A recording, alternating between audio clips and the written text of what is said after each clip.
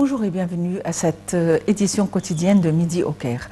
Amorçons notre rencontre avec cette nouvelle concernant le chef de l'État, le président Abdel Fattah el-Sisi, qui a donné ses directives au gouvernement de coordonner ses efforts avec le secteur privé en vue de localiser durablement les industries, et ce dans le cadre du plan de développement global. Le président el-Sisi a fait cette déclaration lors de sa réunion avec le chef du gouvernement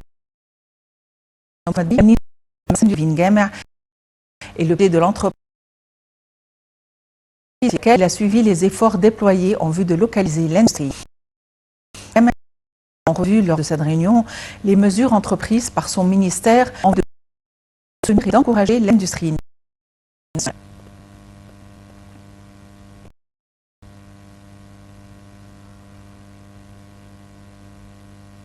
Le président Abdel Fattah el-Sisi s'est réuni hier avec le chef du gouvernement Moustapha Madbouli pour examiner les derniers développements survenus dans le projet de modernisation des régions non planifiées du Grand Caire, dont les bidonvilles et les quartiers historiques.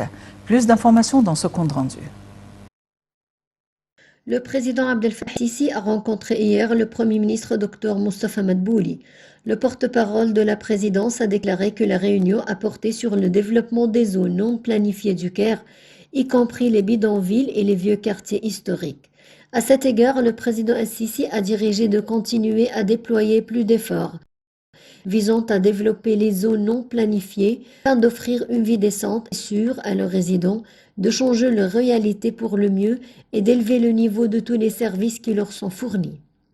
Suivant l'exemple des expériences réussies que l'État a menées ces dernières années à cet égard, ce qui a conduit à fournir de logements adéquats aux citoyens comme des bases de protection et de soins que l'État leur offre. Le chef de l'État a également demandé d'intensifier les efforts pour développer les anciens quartiers historiques du Caire, mettant en relief son rôle en tant que centre culturel, civilisationnel et touristique, en harmonie et en intégration avec les efforts visant à élargir les nouvelles communautés urbaines qui sont mises en œuvre au niveau de la République. Le porte-parole a indiqué que le Premier ministre a vu au cours de réunion les efforts en les zones planifiées et élever leur niveau social et économique de manière à fournir tous les moyens d'améliorer la vie du citoyen.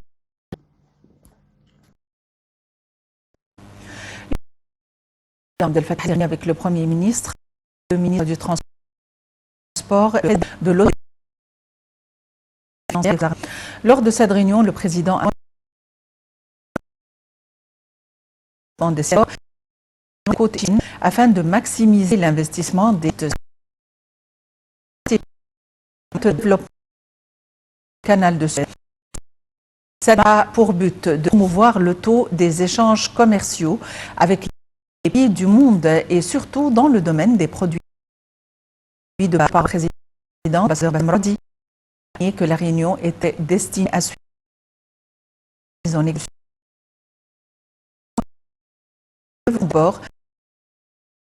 Les loisirs, le ministre du Transport a étalé les efforts déployés afin de réaliser le plan de rénovation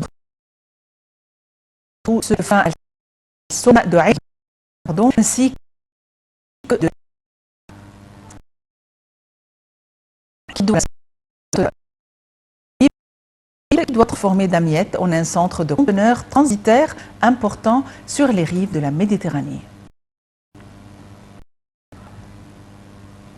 La conférence scientifique de l'Université d'Al-Azhar pour l'environnement et le développement durable se poursuit pour le deuxième jour sous les auspices du président Abdel Fattah el-Sisi. La conférence a organisé un atelier sur la détermination des capables différemment intitulé « L'intégration des capables différemment dans les problèmes communautaires, l'adaptation au modèle d'intégration ». La conférence d'Al-Azhar sur le climat a organisé dans sa deuxième journée un atelier sur la détermination des capables différemment, intitulé « L'intégration des capables différemment dans les problèmes communautaires ». L'adaptation au climat comme modèle d'intégration dans lequel un certain nombre des étudiants capables différemment d'Al-Azhar ayant assisté ont expliqué leur contribution à la préservation de l'environnement et à la sensibilisation des membres de la société sur la base du fait que les capables différemment sont une partie active du tissu national et que leurs capacités ont été une source d'inspiration à faire face aux défis du changement climatique et source d'atteinte des objectifs de développement durable.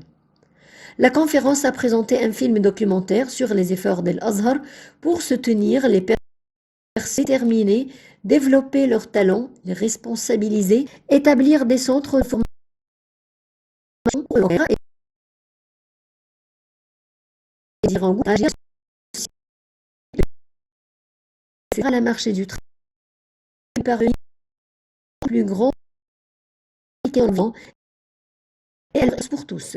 La vidéo a également passé en revue la création du centre IPSOR qui s'est appuyé sur les techniques et développement, donner aux pas différemment les compétences nécessaires. La conférence a également présenté un certain nombre de vidéos pour sensibiliser à la préservation de l'environnement et à la lutte contre les changements climatiques. Il est à noter que ces œuvres ont été préparées par des capables différemment eux-mêmes. Les sessions de la conférence de l'Université d'Al-Azhar, la 3e conférence scientifique pour l'environnement et le développement durable, se tiendront sur le titre Changement climatique, défis et confrontations sur 3 jours, du 18 décembre au 21. Sur la base des efforts d'Al-Azhar pour organiser un certain nombre de conférences, séminaires et ateliers dans la préparation et le soutien de la conférence des Nations Unies COP27 organisée par l'Égypte dans la ville de Sharm el-Sheikh en novembre 2002. Le ministre de l'Enseignement supérieur et chargé d'affaires du ministre de la Santé, Dr Khaled Abdelghaffar, a lancé une campagne de vaccination des enfants âgés entre 1 et 5 ans contre la polio. 16,5 millions d'enfants résidant en Égypte doivent se vacciner lors de cette campagne qui doit se poursuivre 4 jours. Dans ce contexte, Dr Abdelghaffar a assuré qu'il était important pour tous les enfants de prendre tous les vaccins obligatoires au niveau de la République pour garantir une meilleure protection des maladies et des pandémies. Lors de son dialogue avec le quotidien d'Al Akhbar El Youm, le ministre de l'Enseignement a signalé qu'il n'y avait pas de quoi s'inquiéter avec le nouveau variant d'Omicron.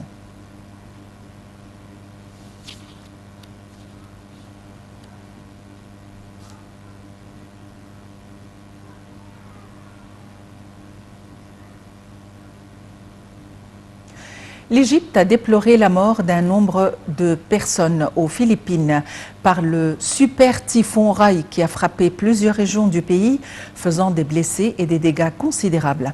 L'Égypte présente ses sincères condoléances aux familles des victimes et souhaite aux blessés un prompt rétablissement, a indiqué le ministère des Affaires étrangères dans un communiqué ce dimanche.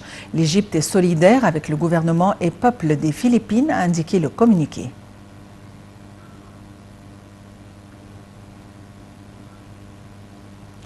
Le ministre de l'Eau et de l'Irrigation, Mohamed Abdel Ati, s'est entretenu dimanche avec le président de l'autorité de drainage, Mohamed Saleh, et le directeur de l'Institut des recherches des eaux souterraines, Ahmed Roched, de l'état d'avancement du projet de baisse du niveau des eaux souterraines dans le site archéologique d'Abou El-Arab à Alexandrie. Le projet comprend 2 phases, dont la première concerne l'évaluation du système de séchage précédent et l'étude de l'impact des prélèvements d'eau sur la structure du sol.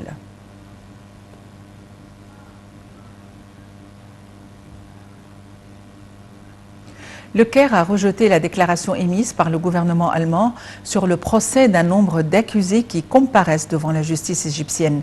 Dans un communiqué officiel, le ministère des Affaires étrangères a qualifié ces déclarations d'excès inadmissibles et d'ingérence flagrante dans des affaires internes qui relèvent de la compétence de la justice et qui ne s'appuient sur aucune preuve ou fondement objectif. Il a été étonnant que le gouvernement allemand demande de la loi et appelle en même temps à influer sur les décisions prises par la justice réputée pour son indépendance, sa qualité et son intégrité, s'indigner le ministère. Le Caire a souligné la nécessité de respecter la souveraineté de la loi et la constitution de l'État égyptien, estimant que le gouvernement allemand avait plutôt intérêt à s'occuper de ses défis internes au lieu d'imposer sa tutelle sur autrui.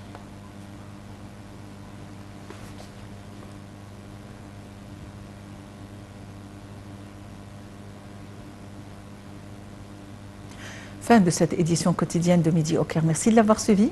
À la prochaine.